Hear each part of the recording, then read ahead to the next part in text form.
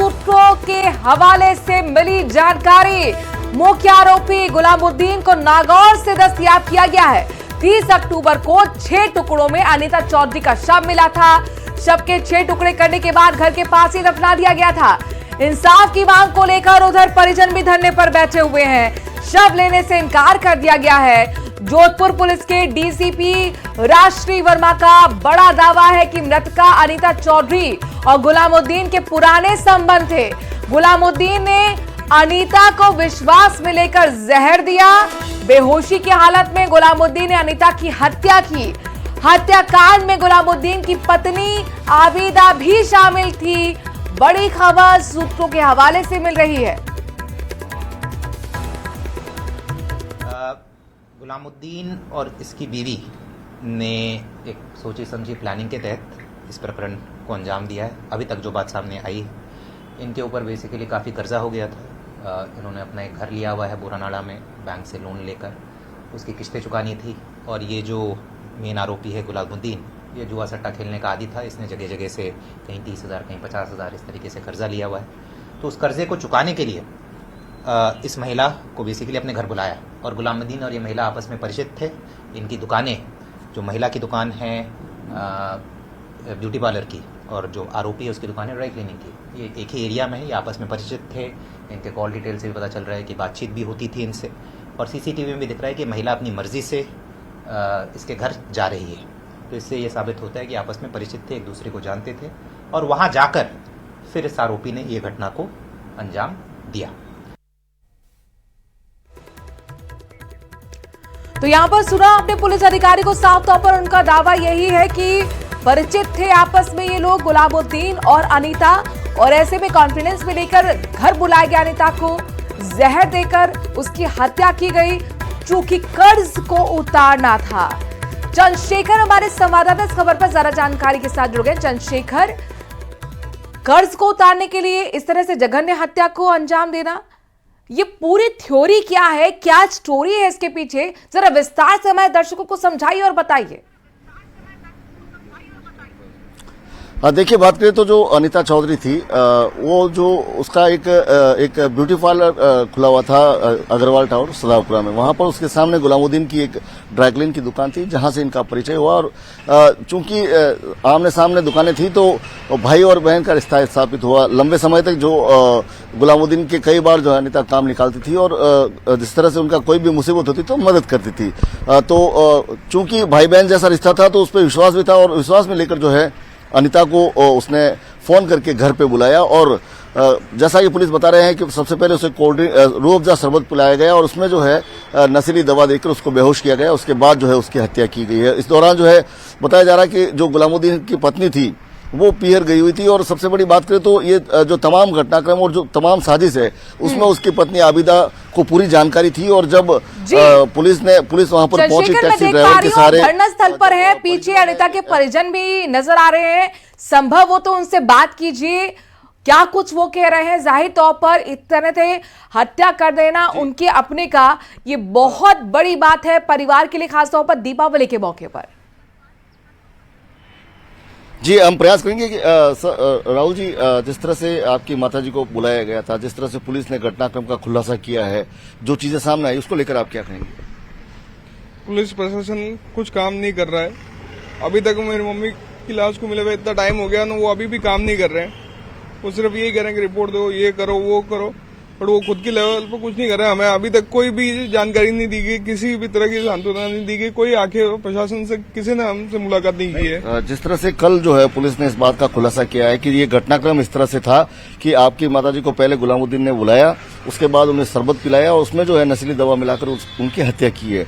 और उसकी पत्नी को पुलिस ने गिरफ्तार कर लिया है। उन्होंने तो कहा कि नशीली दवा का डोज ज्यादा हो गया है उसमें, तो फिर पहले से गड्ढा क्यों खोद के रखा था।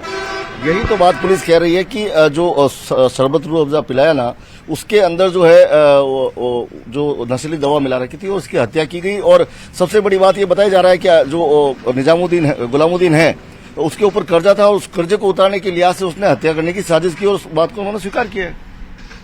ये सब झूठ है, इस साजिश में और भी लोगों का हाथ है। तो देखिए जो उनके पुत्र है उनका कहना है कि ये झूठ बात है कि चंद्रशेखर कर्जा पूछिए किन उतारने के लोगों का लिए हाथ जो और हो है सकता है, गुलामुद्दीन क्या ने चाहते हैं उसके परिचय?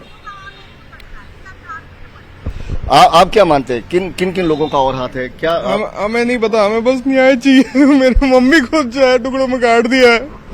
नहीं वो ठीक है, न्याय चाहिए। ये भी जानकारी मिल रही है कि गुलामुद्दीन को भी जो है दस्तयाब कर लिया गया है। सर आपको ऐसा क्या लगता है कि और कौन लोग सम्मिलित है? हमें कुछ पता ही नहीं है कि कौन कौन शामिल है, तो पुलिस इंक्वायरी करे और पुलिस प्रशासन हमारी कोई मदद भी नहीं कर रही है। सारा कुछ अभी ढूंढ के ला के दे रहे हैं। फुटेज टैक्सी वाले को मैंने ढूंढ के ला के दिया, उसके बाद में वहाँ जाके टैक्सी वाले के साथ जाके पकड़ के लेके आए। कोई इंसाफ ही नहीं मिलता है। इतने दिन हो गए, मुझे का फोन चालू था, पुलिस ने क्यों नहीं पकड़ा?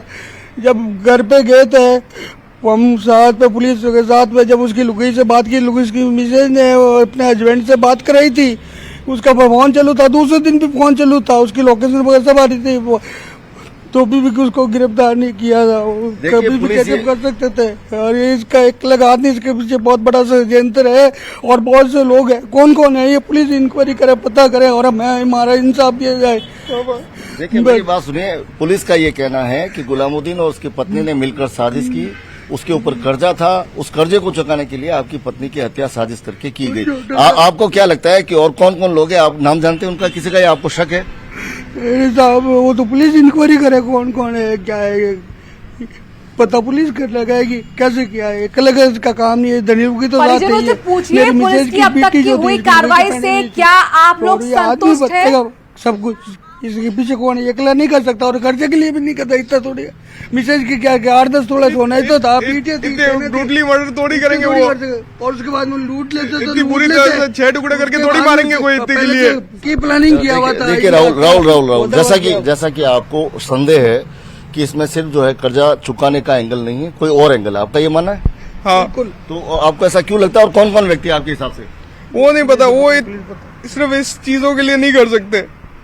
इनको ऐसा लगता है कि जो हत्या है वो सिर्फ कर्जा चुकाने के लिए नहीं की जा सकती है, इसके पीछे कुछ और साजिश है। हालांकि कुछ एफआईआर में और भी नाम लिखाए गए हैं। चूंकि परिजनों को जो है ऐसा लगता है कि महज जो कर्जा चुकाने के लिए गुलामुद्दीन और उसकी पत्नी ऐसा नहीं कर सकते। और सबसे बड़ी बात इनका ये कहना है कि यदि कर्ज चुकाना ही था तो उसकी हत्या कर देते, उसको 6 टुकड़ों में जो है विभाजित नहीं करते। तो इस तरह से लेकर जो है परिवार को कुछ न कुछ संदेह है कि ऐसा कुछ हुआ होगा या ऐसा कोई और भी हाथ, बड़ा हाथ उसके पीछे है। हालांकि जिस तरह से सूत्रों से हवाले जानकारी मिल रही है कि गुलामुद्दीन को नागौर से दस्तयाब किया गया है।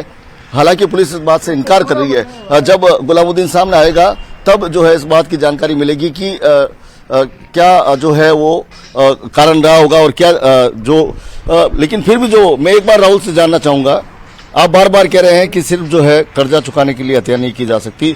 आपने एफआईआर में कुछ नाम भी लिखवाए थे, आपको यदि संदेह है तो किस पे है और क्यों है? सर वो पुलिस प्रशासन करेगी। हम सर आपको क्या लगता है? सर जो एफआईआर दी गई है उस एफआईआर में क्लियर लिखा हुआ है कि उनकी सहेली का फोन आया था इनके पास और उन्होंने जो नाम बताए वही नाम एफआईआर में लिखाए गए हैं। और एक आप सर समझते हैं कि अगर किसी की लूट खसोट होती तो इनके आमने सामने एक दूसरे की दुकान में आना जाना था, तो ये लूट खसोट तो वहीं कर सकता था दुकान में, अगर कोई अकेला देख के मौका देख के। ये इतना घर बुलाकर लूट खसोट कर कर फिर इसके टुकड़े करने का क्या है सर? ये तो सर पब्लिक नहीं समझती इस चीज को, जो पुलिस लिपापोती कर रही है। पुलिस कर रही है कि उसको घर बुलाया कि लूट खसोट करके फिर टुकड़े किए गए।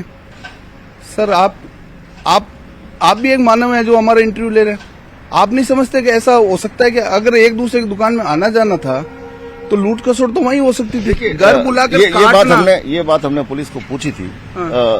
जब उन्होंने मैटर को दबाने की कोशिश कर रही है। किस दबाव में पुलिस चाहे तो सर, हिंदुस्तान की पुलिस बहुत सक्रिय पुलिस है और जोधपुर की तो आसाराम जी का कांड हुआ, भौरीदेव जी का कांड हुआ, इस सब में पुलिस ने सब तहकीकात कर। अब पुलिस क्यों हमारे ऊपर प्रेशर कर रही है कि आप पोस्टमार्टम करवा दीजिए और दाह संस्कार कर दीजिए?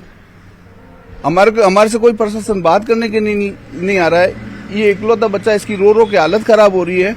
इस पति के आप देखिए पैर सूजे हुए पड़े हैं, उसकी तरफ तो कोई ध्यान ही नहीं दे रहा है। पुलिस सिर्फ हमें ये कह रही है कि सर आप तो चलिए और पोस्टमार्टम करवाइए और दाह संस्कार कर दीजिए, तब की इस मैटर से कोई मतलब ही नहीं है। मेरी बात सुनिए, तो वही हो सकती थी बाजार में ही। जब खुलासा किया गया तब हमने पुलिस को ये पूछा था कि क्या सिर्फ जो कर्ज उतारने के लिए हत्या की गई है, और चूंकि एफआईआर में कुछ और नाम है, तो उन्होंने कहा उसका आरोपी का अगर मकसद लूट खसोट का था तो उसको घर बुलाकर हत्या नहीं करते, टुकड़े नहीं करते। लूट खसोट तो वहाँ मार्केट में भी हो सकती है, आज इतनी चैन स्कैनिंग होती है, चलते मोबाइल लूट लेते हैं, क्या चलते। अनीता ने कभी खुद से जिक्र किया कि किसी चीज से वो परेशान थी, कोई बात उन्हें कचोट रही थी? अधिकारी से बात करते हैं कि नहीं, हम तो बस तहकीकात कर रहे हैं। राहुल, आप बताइए, आपकी मम्मी ने कभी ये इस बात का जिक्र किया क्या कि वो किसी से परेशान है या उनको कोई थ्रेट है या कोई डर है? नहीं, कभी नहीं, ऐसा कभी नहीं था। मम्मी कुछ भी जानते, सबकी मदद करते थे।